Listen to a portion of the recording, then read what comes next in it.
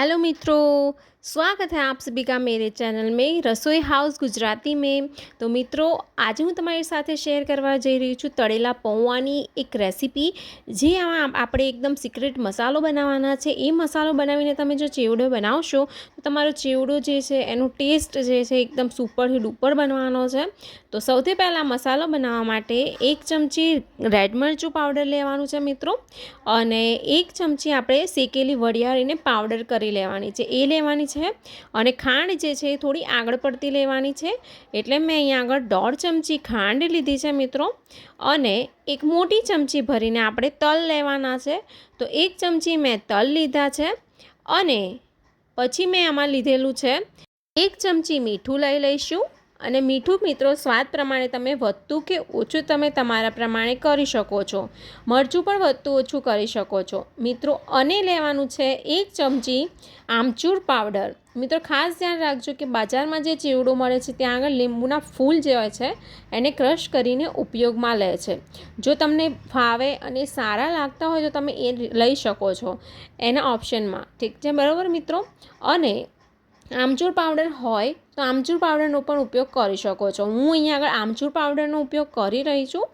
હવે મિત્રો જે છે આ બધા જ મસાલાને આપણે સરસ રીતે મિક્સ કરી લેવાના છે।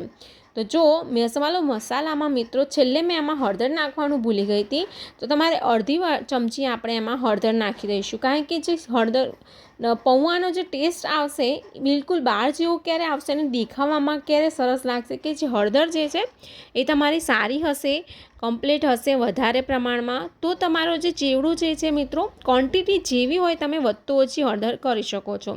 અને આપણો જે આ સિક્રેટ મસાલો જે છે એ બનીને તૈયાર થઈ ગયો છે। આ મસાલાથી જ જે ટેસ્ટ છે એ પૌવાની અંદર ખૂબ જ સરસ આવે છે, એટલે આ મસાલો જે છે મિત્રો તમે ખાસ નાખજો। હવે આપણે જે સૂકા મસાલા છે એ લઈ લઈએ। તો સૌથી પહેલાં મેં અહીંયા આગળ 8 થી 10 નંગ લીમડો લઈ લીધો છે, મીઠો લીમડો। અને 1 મુઠ્ઠી ભરીને મેં અહીંયા આગળ લીધા છે સિંગદાણા। અને સિંગદાણા મિત્રો પણ એ પણ વધતા ઓછા કરી શકો છો। અને થોડા મેં અહીંયા આગળ લઈ લીધા છે કાજુ અને એટલા જ પ્રમાણમાં મેં દ્રાક્ષ લીધી છે, કારણ કે કાજુ અને દ્રાક્ષી પણ આ જે પૌવાનો ટેસ્ટ છે એ બિલકુલ બજાર જેવો આવવાનો છે। અને મિત્રો બીજી વાત કે તમારી પાસે જો ટોપરું હોય એટલે કે કોપરું હોય તો તમે કોપરાનો પણ ઉપયોગ કરી શકો છો। અમારા ઘરમાં કોપરા કોઈને ભાવતું નથી એટલે મેં નાખ્યું નથી, પણ નાખતા હોય છે બધા। અને હવે એક મોટા જે વાસણ તમારે હોય તો આવી રીતે મોટું કોઈ વાસણ લઈ લેવાનું છે, અને એની ઉપર આપણે પાથરી દેવાનું છે ટીશ્યુ પેપર। આનાથી શું થશે મિત્રો કે જે એક્સ્ટ્રા ઓઇલ હશે, એક્સ્ટ્રા જે તેલ હશે એ આ ટીશ્યુ પેપરમાં આવી જશે, એટલે તેલવાળો ચેવડો આપણે તળીને બનાવીએ છીએ તો એક્સ્ટ્રા ઓઇલ તો હશે જ। તો મિત્રો હવે આપણે શું કરીશું કે સૌથી પહેલાં જે સૂકા મસાલા છે આ સિંગદાણા છે, કાજુ દ્રાક્ષ, એ બધું આપણે તળી લઈએ। આ બધું મિત્રો તમે જો નહીં નાખો તો એનો ટેસ્ટ આવવાનો જ નથી। અને સૌથી પહેલાં મેં અહીંયા આગળ સિંગદાણાને તળી લીધા છે। સિંગદાણા ક્યારે તળે એવું ખબર પડશે કે એની અંદર વચ્ચે તિરાડ પડી જશે મિત્રો, તો તમને ખબર પડી જશે કે સિંગદાણા જે છે એ સરસ રીતે તળાઈ ગયા છે। અને આ બધી જ વસ્તુને તળવાની એક ટ્રીક છે મિત્રો, આ રીતે જે જારો હોય છે આપણો તળવાનો એ જારામાં જ તમારે નાખવાનું છે, એટલે એકદમ સરળતાથી તમે તળીને ફટાફટ ઝડપીથી તમે અલગ નીકાળી શકો છો। છૂટા નાખશો તો એમાં થોડી વાર થશે। તો જોઈ શકો છો મિત્રો કે કાજુને પણ કલર ચેન્જ થાય ત્યાં સુધી આપણે તળી લેવાના છે, વધારે જો બ્રાઉન થશે એ રીતના આપણે તળવાના નથી, બરાબર મિત્રો। તો આ રીતે જે છે કાજુ પણ મેં તળી લીધા છે। અને હવે આપણે દ્રાક્ષને પણ તળી લઈએ। અને દ્રાક્ષ તળશો મિત્રો તો એનું જે તમે જોઈ શકો કે એકદમ ફૂલીને દડા જેવી સરસ એવી દ્રાક્ષ થઈ જાય છે, એટલે ચેવડાની અંદર કાજુ અને દ્રાક્ષનો ટેસ્ટ ખૂબ જ સરસ આવે છે। એટલે કાજુ અને દ્રાક્ષ તો નાખવાની જ છે મિત્રો, કારણ કે બજારમાં જે ચેવડો મળે છે એમાં કાજુ દ્રાક્ષ હોય જ છે। અને મિત્રો હા, અહીંયા આગળ એક લીલું મરચું પણ સમારીને મેં નાખી દીધું છે, અને લીમડો અને મરચાંને આપણે તળી લઈએ। તો 2 વસ્તુ તળાયેલી છે। હવે આપણે એને પણ ટીશ્યુ પેપર પર કાઢી લઈએ, કારણ કે ટીશ્યુ પેપરમાં શું થશે મિત્રો, એક્સ્ટ્રા ઓઇલ જે પણ હશે એ ટીશ્યુ પેપરમાં ચૂસાઈ જશે, એટલે ઓઇલ આપણને બિલકુલ પણ નહીં લાગે ચેવડામાં। હવે મિત્રો સૌથી ઇમ્પોર્ટન્ટ આપણે જે પૌવા જે છે જાડા પૌવા એને તળી લઈએ। તો તો પૌવામાં તો આવું નહીં થવાનું, કારણ કે જે પૌવાનો જે છે મિત્રો ઝારામાંથી નીકળી જ જાય છે, એટલે તમારે ડાયરેક્ટ જ તળવાના રહેશે. અને મિત્રો જે ઓઇલ છે, ઓઇલ તમે વધારે તેલ હશે એમાં તળશો તો વધારે સારું રહેશે. મારી પાસે અત્યારે આટલું જ હતું, તમે આ જ તેલમાં તળ્યા છે. થોડુંક મુશ્કેલ થઈ શકે છે, કારણ કે તેલ ઓછું છે. વધારે તમે તેલ આખી કઢાઈ ભરીને લેશો તો મિત્રો સરળતાથી તમે કાઢી શકશો પૌવાને.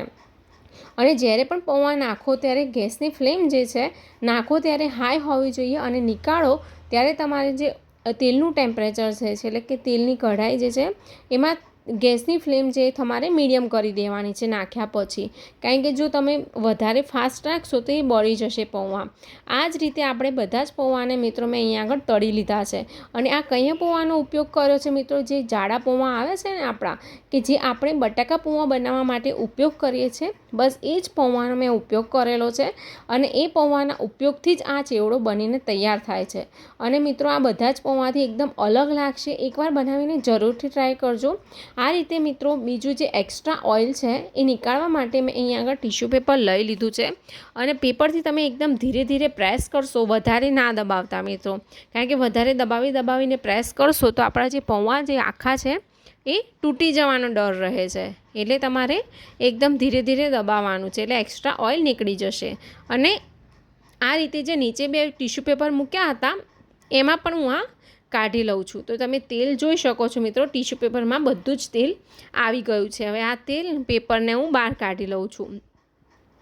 હવે આ પૌવામાં મસાલા કરી દઈએ.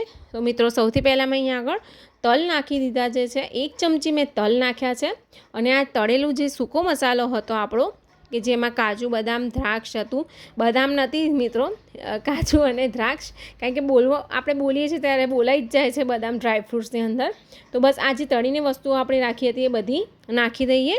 અને આપણું જે સિક્રેટ એટલે આપણે મસાલો બનાવીને તૈયાર કરેલો છે એ મસાલો તમે નાખશો એવો જ તમારો પૌવાનો કલર મિત્રો થોડો ચેન્જ થવા લાગશે. જો હજુ મેં હલાવ્યું પણ નથી અને કલર ચેન્જ થઈ ગયો. કેમ કે આપણે એની અંદર હળદર અને મરચુંનો ઉપયોગ કરેલો છે. બસ હવે મિત્રો આને મિક્સ કરી લેવાનું છે સરસ રીતે. અને તમે ધ્યાનથી મિત્રો એકદમ ચારે તરફ બધી જ બાજુથી મિક્સ થાય પૌવા એ જરૂરી છે. અહીંયા આગળ મિત્રો આ સ્ટેજ પર મને હળદર થોડી ઓછી લાગતી હતી, તો બસ અડધી ચમચી મેં ફરી હળદર અને અડધી ચમચી મરચું નાખ્યું છે. જો તમે ડેલી યુઝ માટે એટલે કે છોકરાઓ માટે, કે તમે ટિફિનમાં આપો છોકરાઓને એના માટે, કે નાસ્તા માટે બનાવતા હોય, અને ખાસ તો છોકરાઓ માટે બનાવતા હોય તો તમે મરચું સ્કીપ પણ કરી શકો છો. બરાબર મિત્રો, તો આ રીતે મેં પૌવાને જે છે સરસ રીતે મિક્સ કરી લીધા છે. એકદમ ધીરે ધીરે કરવાના છે, હળવા હાથે. ફાસ્ટ એકદમ દબાવીને કરશો તો પૌવા તૂટી જશે. બરાબર મિત્રો, તો હવે આપણે પૌવાને સર્વિંગ પ્લેટમાં લઈ લઈએ. અને પૌવા તમે જોઈ શકો છો એકદમ ક્રિસ્પી એવા બનીને તૈયાર થયા છે મિત્રો. અને એકવાર આ રીતે મેં જે ટ્રીક બતાવી એ રીતે પૌવા બનાવીને જરૂરથી ટ્રાય કરજો મિત્રો, ખૂબ જ સરસ લાગે છે. અને આ જ પૌવા તમે રાધેમાં મળે છે કે કોઈ પણ બીજી બ્રાન્ડનો તમે પૌવા મળે છે એ તમે લેવા જશે, ખૂબ જ મોંઘો મળે છે આ પૌવા. અને આ રીતે તમે ઘરે બનાવશો એકદમ સસ્તું અને સારું હેલ્ધી આપણું જે પૌવાનો ચેવડો છે એ બનીને તૈયાર થાય છે.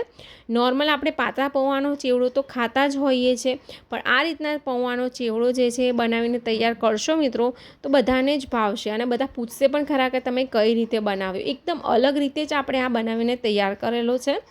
નોર્મલ તમે પાતળા પૌવાનો તો બનાવેલો જ હશે. તો બસ મિત્રો, આ વિડીયો તમને કેવો લાગ્યો મને કમેન્ટ કરીને જરૂરથી કહેજો.